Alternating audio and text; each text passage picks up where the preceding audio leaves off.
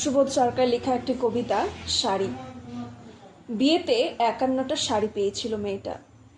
অষ্টমঙ্গলায় ফিরে এসে আরও 6টা। এত শাড়ি একসঙ্গে সে জীবনে দেখেনি। আলমারির প্রথম থাকে রাখলো সব নীল শাড়িদের। হালকা নীল একটাকে জড়ি ধরে বলল, তুই আমার আকাশ। দ্বিতীয় থাকে রাখলো সব গোলাপিদের। একটা গোলাপিকে জড়িয়ে সে বলল, তোর নাম অভিমান।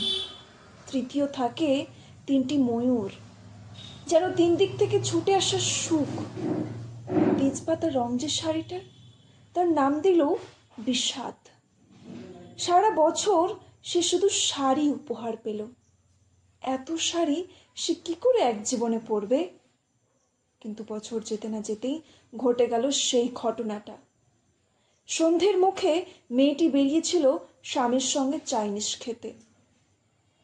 কাপড়ে মুখ বাঁধা 3টি ছেলে সামনে এসে দাঁড়ালো। স্বামীর তলপেটে ঢুকে গেল 12 ইঞ্চি, ওপর থেকে নিচ, নিচ থেকে ডান দিক, যাকে বলে এল। পড়ে রইল খাবার। চিলিপিস থেকে তখনও ধোঁয়া উঠছে। এর নাম রাজনীতি, বলেছিল পাড়ার লোকেরা। বিয়েতে 51টা শাড়ি পেয়েছিল মেয়েটা।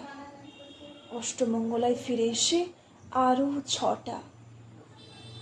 একদিন দুপুরে শাশুড়ি ঘুমিয়ে সমস্ত শাড়ি বের করে 6তলার বারান্দা থেকে উড়িয়ে দিল নিচের পৃথিবীতে। শাশুড়ি পরিয়ে দিয়েছেন তাকে সাদা থান। 19 বছরের একটা মেয়ে, সে একা। কিন্তু সেই থানও এক ঝটকায় খুলে নিল 3জন পাড়ার মোড়ে। একটি সদ্য নগ্ন বিধবা মেয়ে দৌড়াচ্ছে আর চিৎকার করছে, বাঁচাও বাঁচাও। পিছনে 3জন। সে কি উল্লাস! নির্বাক পাড়ার লোকেরা। বিয়েতে 51টা শাড়ি পেয়েছিল মেয়েটা। অষ্টমঙ্গলায় ফিরে এসে আরও 6টা।